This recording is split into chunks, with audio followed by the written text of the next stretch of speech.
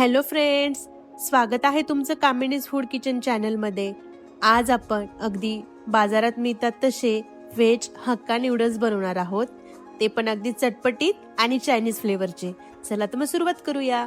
यासाठी लागणार आहेत नूडल्स, काळ्या मिऱ्यांची powder, dark soy sauce, chilli sauce, schezwan sauce आणि टोमॅटो केचप। सोबतच लागणार आहेत भरपूर असा पातळ चिरून घेतलेला पत्ता गोबी, शिमला मिरची, लसूण घेतलाय मी इथे चॉप करून, अद्रक पण चॉप करून घेतलीये आणि कांदा।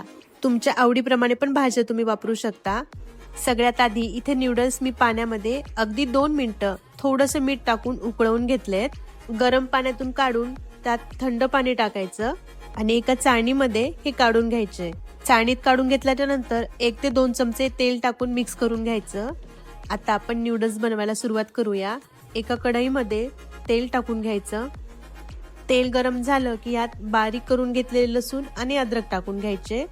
कुठलाही चायनीज पदार्थ करत असताना अद्रक आणि लसूण त्याची चव खूप वाढवतात। आता कांदा टाकून घेऊया, सोबतच शिमला मिरची पण टाकून घेऊया। कांदा आणि शिमला मिरची 1 मिनिटभर परतवून घ्यायची।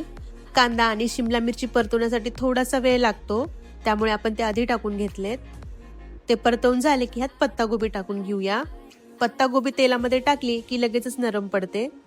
अशा पद्धतीने व्यवस्थित मिक्स करून घेऊया।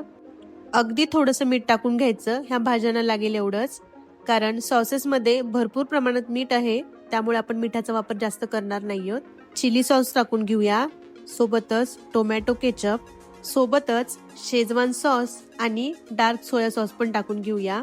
सोया सॉसची चव बॅलन्स करण्यासाठी अगदी चिमूटभर साखर टाकून घेऊ शकता तुम्ही यामध्ये, कारण सोया सॉस चवीला थोडासा उग्र असतो।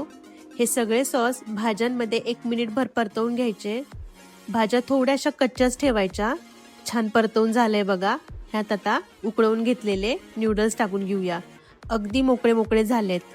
नूडल्स बनवताना एक गोष्ट लक्षात ठेवायची, हे नूडल्स बनवायच्या अगदी 5 ते 10 मिनिटं उकळवून घ्यायचे, त्यामुळे नूडल्स छान असे मऊ आणि अगदी रसरशीत बनतात। अशा चिमट्याच्या मदतीने भाज्या आणि नूडल्स एकजीव करून घ्यायचे। थोडी काळी मिरी पावडर पण टाकून घेऊया।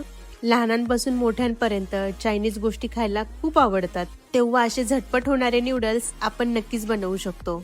मस्त असे गरमागरम नूडल्स तयार आहेत। आता सर्विंग प्लेटमध्ये काढून घेऊया। नूडल्स बनवत असताना त्यात भरपूर अशा ताज्या भाज्या घातल्या की अजून छान लागतात। अगदी 5 ते 10 मिनिटांमध्ये झटपट तयार होणारे नूडल्स खायला पण खूप छान लागतात। आता यावर पत्ता गोबी टाकून घेऊया, सोबतच शिमला मिरची पण। तयार आहेत शेजवान चटणी सोबत खायला मस्त असे नूडल्स। तुम्ही पण अगदी झटपट होणारे हे नूडल्स नक्की ट्राय करून बघा। रेसिपी आवडली असेल तर नक्की लाईक करा आणि चॅनलला सबस्क्राईब। परत भेटूया अशाच एका नवीन रेसिपी सोबत। तोपर्यंत बाय बाय।